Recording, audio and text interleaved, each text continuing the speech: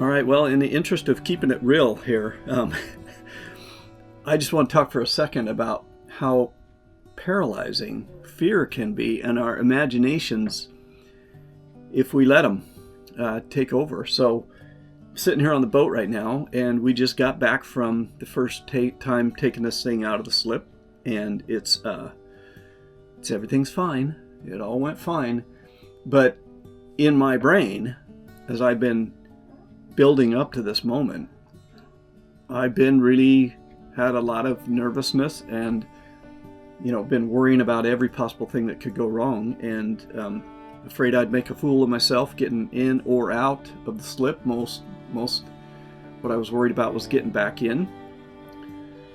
But I got up this morning and the wind is dead calm today, so I was like, okay, dude, it's now or never. You're gonna have no more excuses. So tidied up around the boat a little bit, had some coffee, and I just started doing it. I just started untying the lines and shutting off the shore power and stuff like that, because action banishes fear. And so before you know it, backing out of the slip and pulling out of the marina and out on the bay. So it all went fine, and there's no reason to expect it not to go fine. In fact, what I keep telling myself is everybody else that's driving a boat around here is no different than me.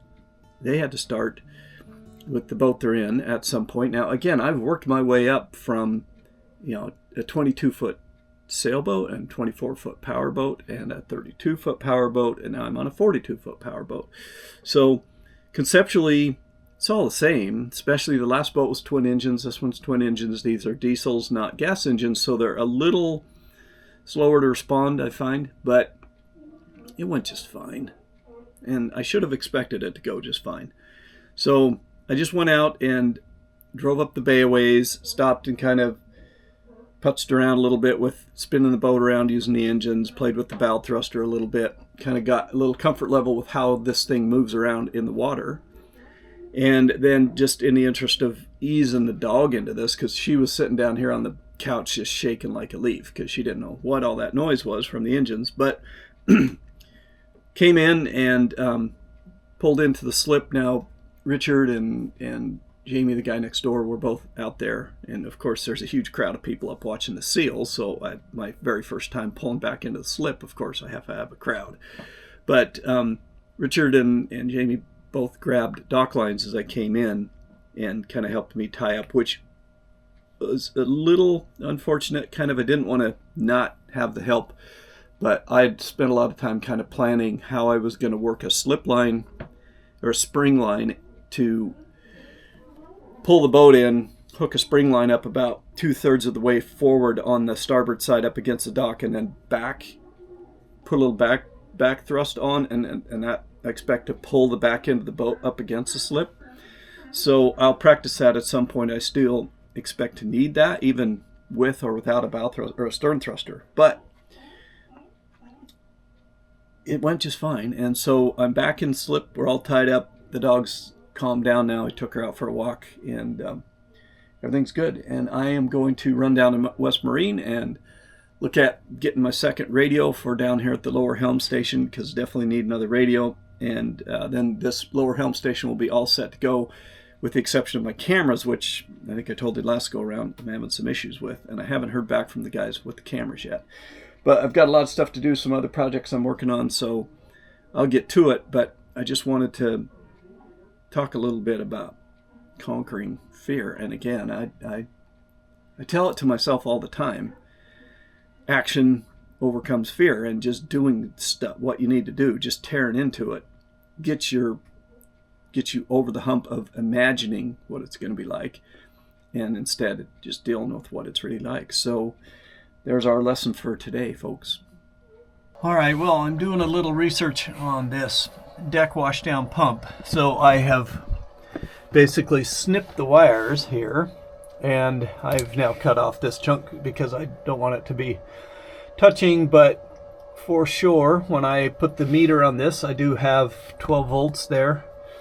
In fact, I believe if this is our main pump here, this is spliced off of that, so I'm not even sure if this is technically running when we have the switch switched up there. I might go check that. I'm going to go turn the switch off and see if we still have power to that, because it kind of looks like we got power to our pump all the time, and this is just spliced off that right back there. So it would appear that that is hot all the time. So I'm going to go flip the switch off, and I'll come back down, put the meter back on it, and see if it's hot all the time. And then we'll see about getting that pump out of there. And probably going to want to find out where that hose is coming from, because if it is coming off as a seacock down here, I'll probably want to close that temporarily while I unhook that hose, just so we don't sink the boat.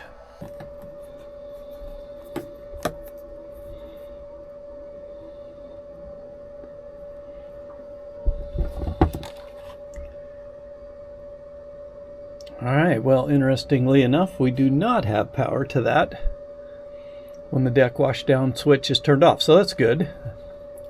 Alright, well, here's our pump. So I think that's pretty standard deck washdown pump. I will look on West Marine and see what they got, and maybe we'll run in and get a new one. See if we can't get that deck washdown. And up on the deck there is no fitting on the end, so I'm going to go have a look at that as well and figure out what we need to put up there. But I think I saw kind of a whole kit with the pump, some hose, which I don't need, but the fitting and all that stuff. So I'm going to look at that and figure out what we're going to put in here. All right, well, we're back from West Marine, and got us a new pump. Looks to me like it should be the same as the old pump, so we'll unbox it and make sure it is, and then I'll get down in there and wire it up. All right, well, here's our new pump. Looks like it's going to be fine. It should bolt right in. I think our same fittings are already down there because I already undid them. So what I'm going to do is I'm just going to put a little tape on this fitting like we had here, and then we'll fit that in. Here's our wires. They even sent us a couple of crimp-on connectors. So everything we need, and another nozzle, even though I bought one of those curly Q hoses with a nozzle on it. So I'll have an extra nozzle.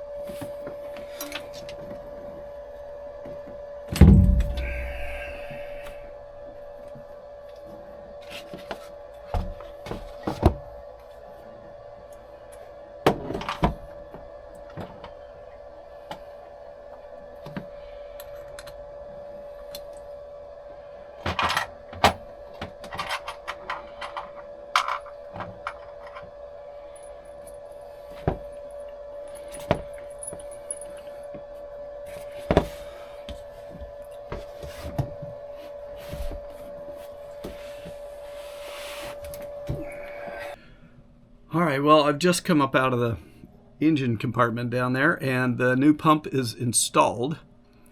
It's turning on, it's pumping water, but it does seem like the tube between the faucet up there and down here, where the pump goes in, is plugged. It acted like it was under a lot of pressure and it was squirting water out of the pump, so I'm gonna have to figure out some way to see if I can squirt some water through that hose or run a wire through it or something and see if we can figure out what's up with that.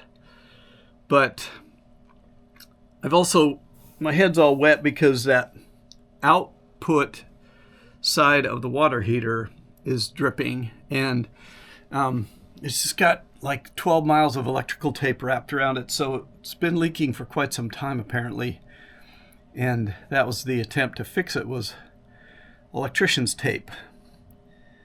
So here we go, another little project. One halfway done and another one started, because obviously that's where some of the water in the bilge is coming from, is out of the hot water heater. So, and if it's leaking, it's that electrical tape's not holding it, and I'm worried that something's cracked in there. So that'll probably be tomorrow's project. I'll get down there and shut off the inlet and outlet of the water heater and shut the water heater off, and then I will cut through that electrician's tape and see what we got. There's about 12 different kinds of fittings there to get it from the size that it came out of the water heater down to that PEX high pressure stuff for the in-house system. So it'll be off to Home Depot again tomorrow, I guess. So I'll leave this for now and come back when I can work on that some more. But for right now, I don't have the pump screwed to the wall yet. I've got it wired up and it's on the switch up here, and it's turning on. I turn the switch on and the seacock's open again so it can pull in water. So it's working fine as far as that goes, but it's just the output side of it's plugged up. So I got to get that sorted out, and then we'll go from there.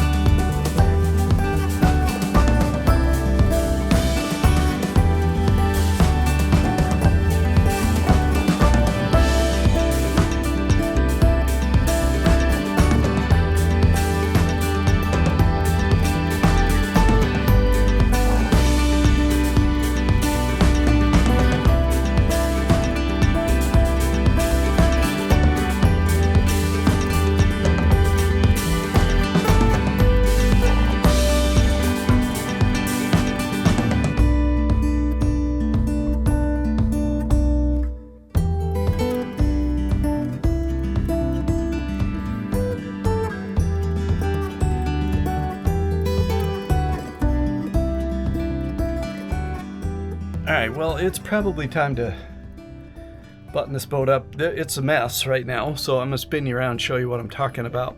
So that's the galley table. There's the old dead pump, all my parts. This thing with about 15 fittings is down to just a couple of T's and 90s, or a 90 and a couple of straight pieces for the hot water heater. So you saw me fix that. That's all buttoned up and done. But I'm going to clean this mess up now and get myself ready, because I do have to head back to Salt Lake. So next time you see me, hopefully I'll get that deck wash down thing figured out, and then really I'll be back to the camera thing. Quick update on the camera. Those folks have stopped answering my emails at this point. Hopefully it's just because the only guy who knows anything is still on vacation. But the last email I sent him, I just said, hey, what do I need to do to send this stuff back to you? Because your documentation is horrendous, and I can't get anything out of this control unit, and I sure think I should be able to. So we'll see how that plays out. But at this point, I'd probably just soon send it all back to them. So yeah, one of my biggest pet peeves is people who don't do good customer service. I hate to give them my money. That's what it boils down to. People expect me to give them good customer service, and when I don't get it from other companies, I feel like the penalty should be you don't get to keep my money. So we'll see what happens with that. But at this point, like I said, I'm about ready to just tell them, let me send this stuff back, give me my money back, I'll go shop elsewhere. So I'm going to wrap this up, and I'll see you next time around.